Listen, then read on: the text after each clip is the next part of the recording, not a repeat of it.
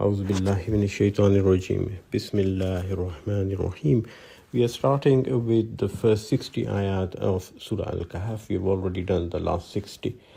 So, Surah Al Kahf, before we start, it's important to know that this surah is quite relevant to the end of times. As time passes and we get closer and closer to the day of judgment, the Prophet ﷺ, he said that all the turmoil and all the difficulties which will come with the end of times, especially the fitna to Dajjal, the fitna, the trouble of the false Messiah, Surah Al Kahf is going to be a source of guidance for us. So all the ayat that we read here, we have to relate them to our time, the current going time, especially our time, and see how we can get guidance from them and to study how relevant they are to us. So we start with the first ayat. Bismillahir Rahmanir Rahim. Alhamdulillahi allazi anzala ala abdihil kitaba wa lam yaj'al lahu iwaja. All praise is due to God, who has bestowed this divine writ from on high upon his servant, and has not allowed any deviousness, any deviation, to obscure its meaning. This theme of quran-e-majeed being very straight and very clear is especially repeated again and again in Surah Al Kahf and is generally mentioned throughout the Quran. Allah Ta'ala says his message is very clear. There is no hidden meaning. There is no deviant meaning. There is no alter meaning to the teachings of Islam in general, and particularly the message of Quran. Now let's start with deviation. The word used here is iwaj. Iwaj is a deviation.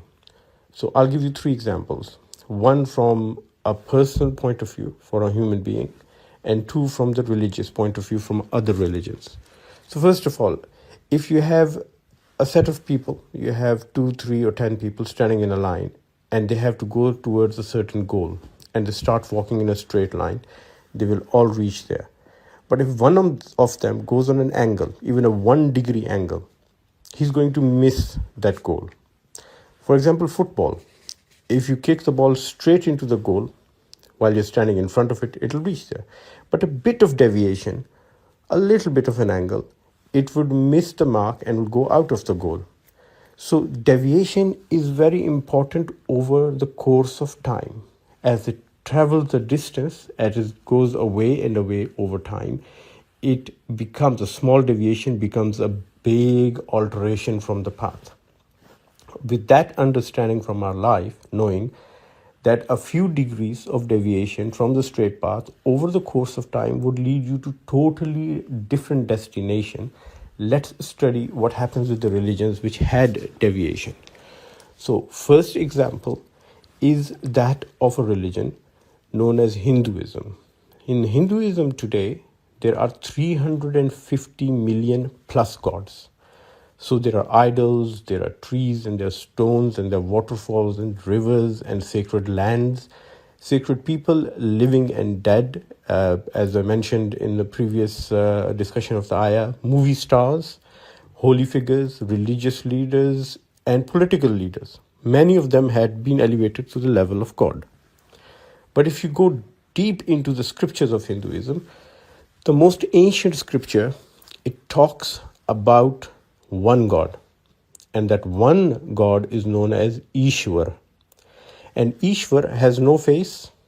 You cannot draw his picture, and you cannot make an idol for him. Even today, the temples dedicated to Ishwar have got no idols, no pictures, and they're more or less like a mosque, empty. You have nothing in there. You walk into a temple of Ishwar and you can't see any idols. You won't even feel like you're in a Hindu temple. But then the idea developed. And what idea developed? An image, a little bit of an alteration. How to remember Ishwar? Maybe we could depict him in something. And people started thinking, well, Ishwar created everything, didn't he? So everything came from Ishwar. Everything is made out of the body of God, especially the version of Ishwar which is known as Brahma. So versions developed of the God. And they said, yeah, you can't make an idol of Ishwar, but if his spirit is reflected in other people or other things, whether they are animals or humans or innate objects, then those objects could be worshipped, could be made into an idol. And because they reflect the greatness of God, we can use them as a symbol. So initially it all started as a symbol. And ancient Hindu scriptures say that the true believer would not do idol worshipping. It's people who need a little bit of gimmickry, who need a little bit of motivation, who need a little bit of push, who need a little bit of indirect coaching to come to God, that they need these tools, they need these supports and crutches to understand the real religion. And it was allowed to have idols for those people who find it difficult to get the abstract concept of a God which cannot be seen. Ivaj, a small deviation. The main idea was still to bring them to the God with no idols, no face, and no pictures.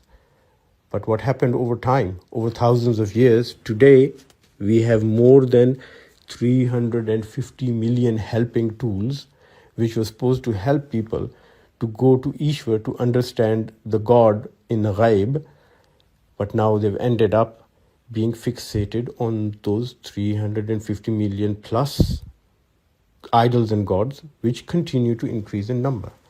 So this is the lesson we have, which Quran says that in Islam there is no deviation. In Quran there is no deviation, and if you try to create a deviation, you will be moving far away from the path of Islam over the course of time. Second example, Zoroastrianism, the Persian religion.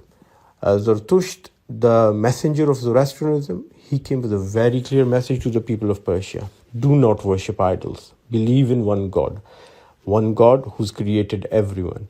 And he's going to have a day of judgment for you. And he is going to decide on your acts. And you have to be kind to your neighbors and do the good deeds and don't steal and don't lie. And if you do the good things, you go to paradise. And if you do the bad things, you get punished in a place called Jahannam, which is a punishment place, and it has got fire in it. All the messages very similar to the divine message of Islam, Christianity, and Judaism. In fact, some of the modern scholars say that the Jews have borrowed a lot of concepts in their religion from Zoroastrianism.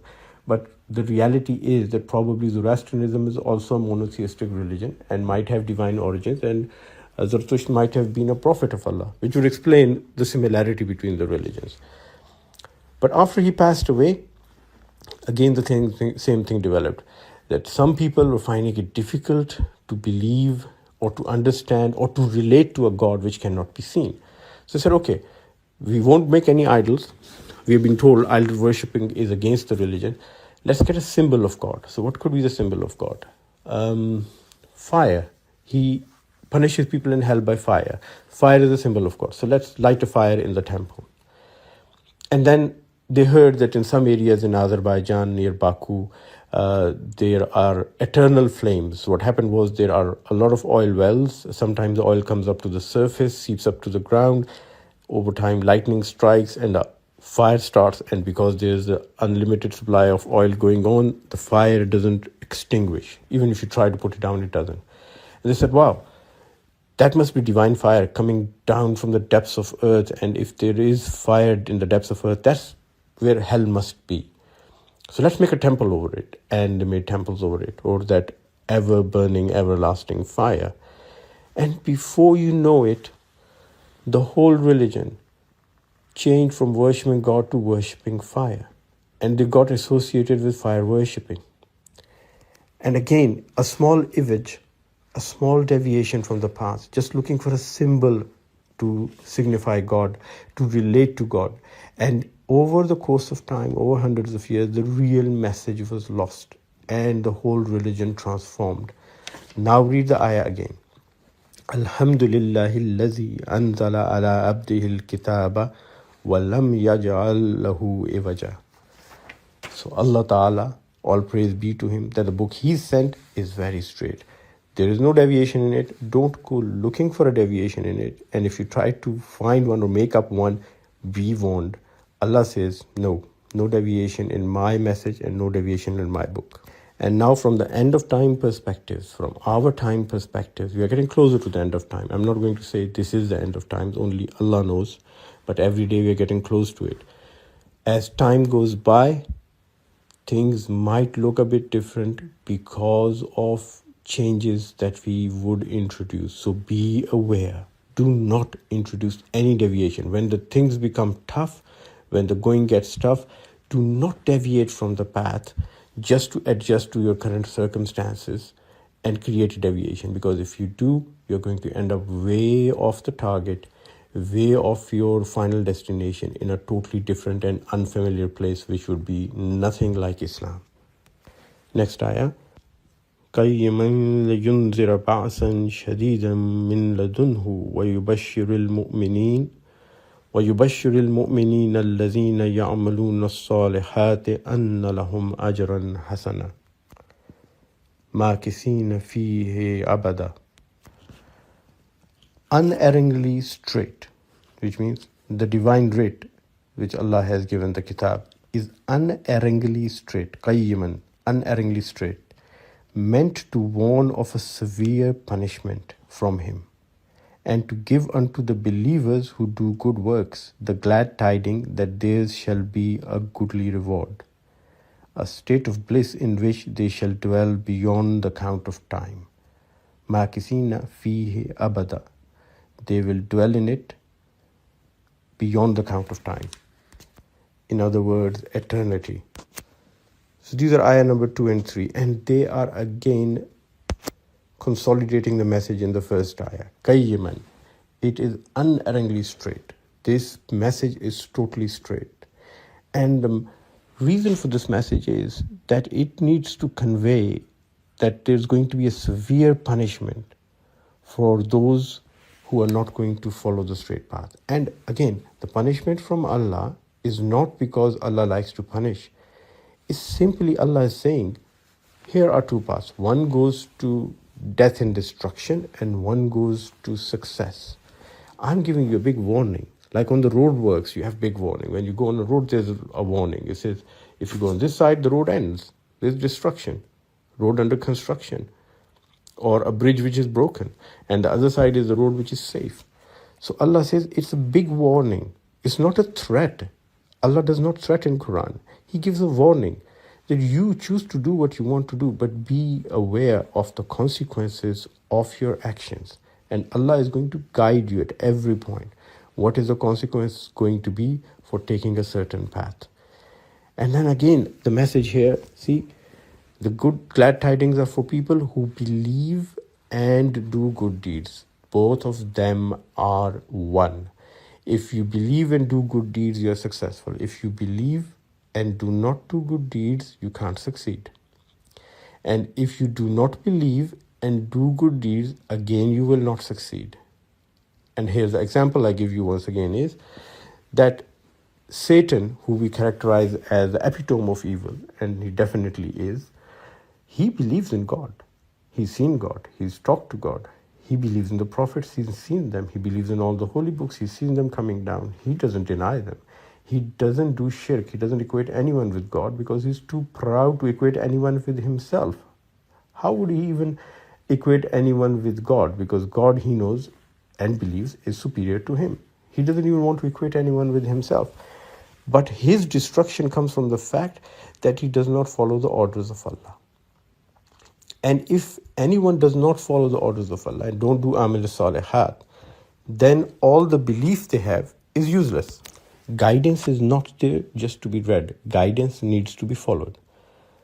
If you have a flat tire in your car, you take out your car manual and it tells you how to change the tire. If you stand there and recite the manual 10 times or 100 times or 1,000 times, the car tire is not going to be inflated. It won't be fixed. If you tear the page from the manual or write it on a piece of paper and make an amulet and tie it with the tire of the car, that is not going to fix the tire either.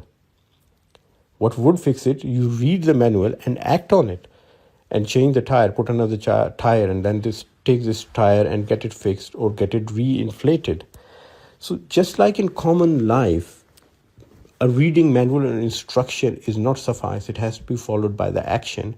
Similarly, in faith, just reading the Quran and the message is not going to gain us success unless and until we follow it. Next ayah. وَيُنْزِرَ الَّذِينَ قَالُوا اتَّخَذَ اللَّهُ وَلَدًا. And furthermore, this divine writ is meant to warn all those who assert God has taken unto himself a son. مَا لَهُمْ بِهِ مِنْ عِلْمٍ وَلَا لِآبَائِهِمْ. No knowledge whatever have they of him, and neither had their forefathers. كَبُرَتْ كَلِمَةً تَخْرُجُ مِنْ أَفْوَاهِهِمْ. Dreadful is this saying that comes out of their mouths. إِن يَقُولُونَ إِلَّا كَذِبًا. And nothing but falsehood do they utter. So, 4 things here. First of all, this message is also warning to the people who think that Allah has taken a son. Secondly, they do not know him. They have no idea what they are talking about, and neither did their ancestors. Third, it's a big thing they say. It's a big, dreadful thing they say, which is so far from the truth. And whatever they're saying is falsehood. Why do they say this is the question. Why on earth are people attributing things to God which are very human in nature? And the answer is human psychology. We want to relate to others, to understand them, and we want to see them through our own glass. We want to see them through our own reflection. And this thing in psychology is known as anthropomorphism. So anthropos means human, morphe is form.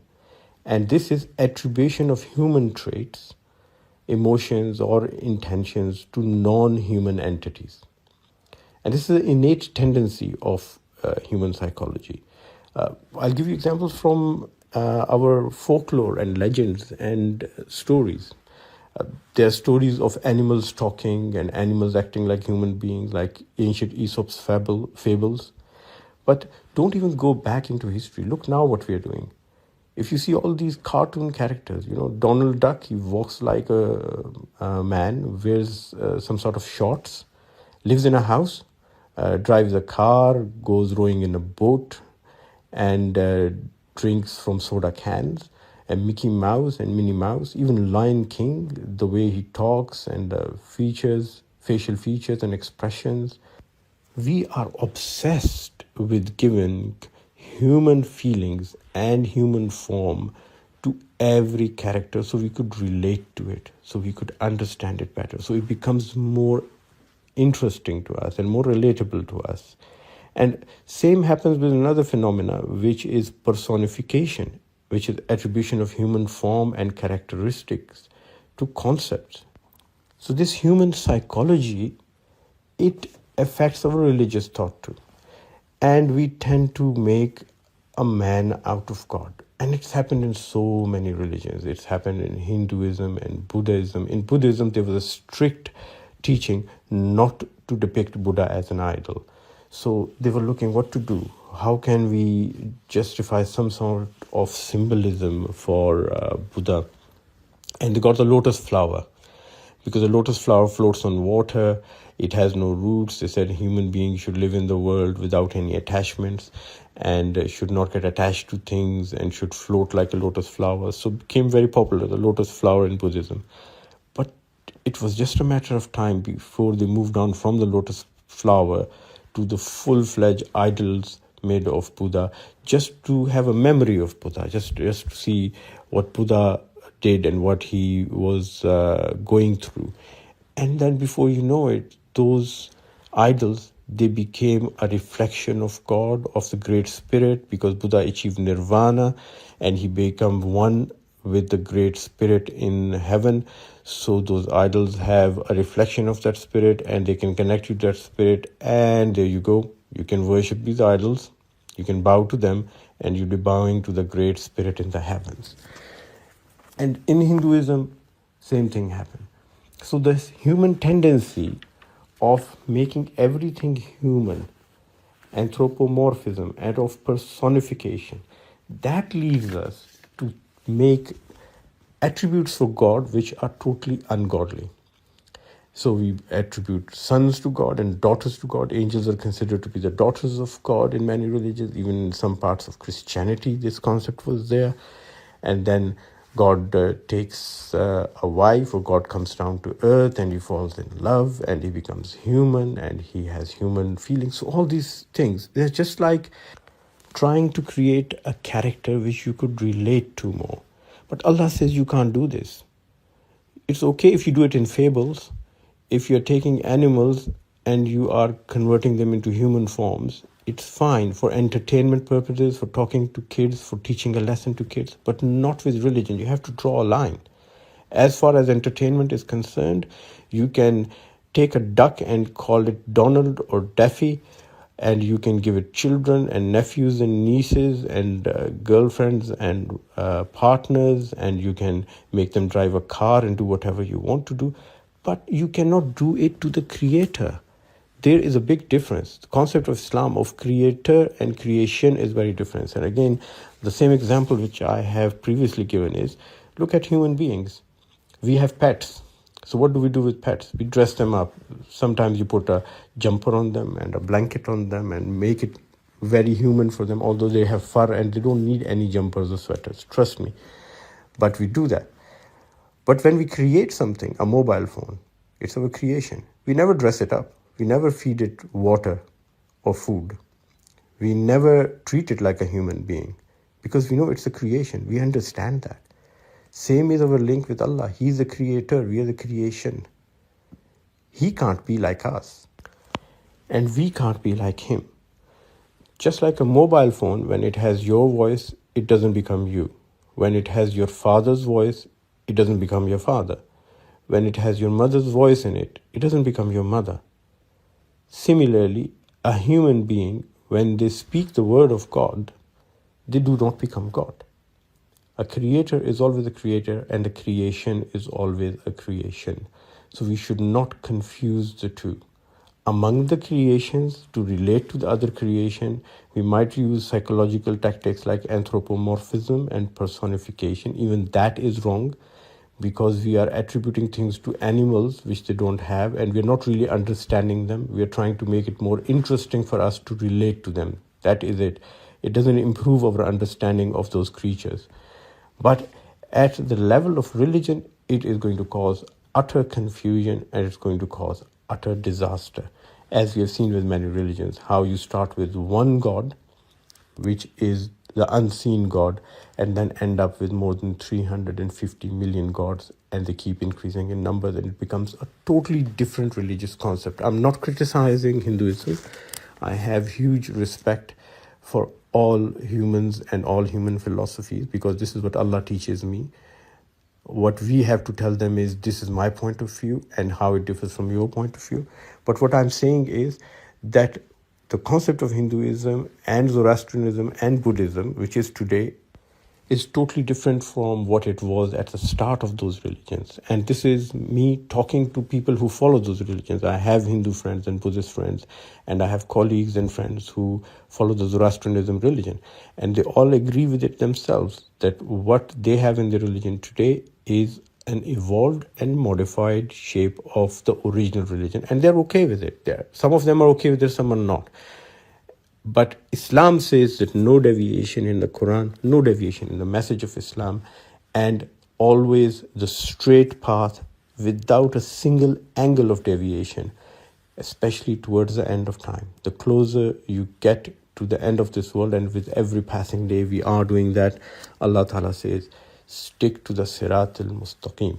And the Prophet ﷺ, in one of his hadiths, he was talking to the Sahaba, and he drew some parallel lines on the ground. So he drew one line in the center and some lines on each side of it. And he told the Sahaba, the central line is the Sirat al-Mustaqim. This is the one which goes to God. And all the lines on the side, the left and right of it, he said, at the end of each one of these lines, which are parallel, which are iwaj, which are deviation from the straight path, there is a devil. So this is the main message of Surah Al Kahf and of the first 5 ayat. Inshallah, tomorrow we'll continue with the rest of the ayat. Please remember everyone in your prayers, and Jazakallah khair. Thank you very much for listening. Assalamu alaikum wa rahmatullahi wa barakatuh.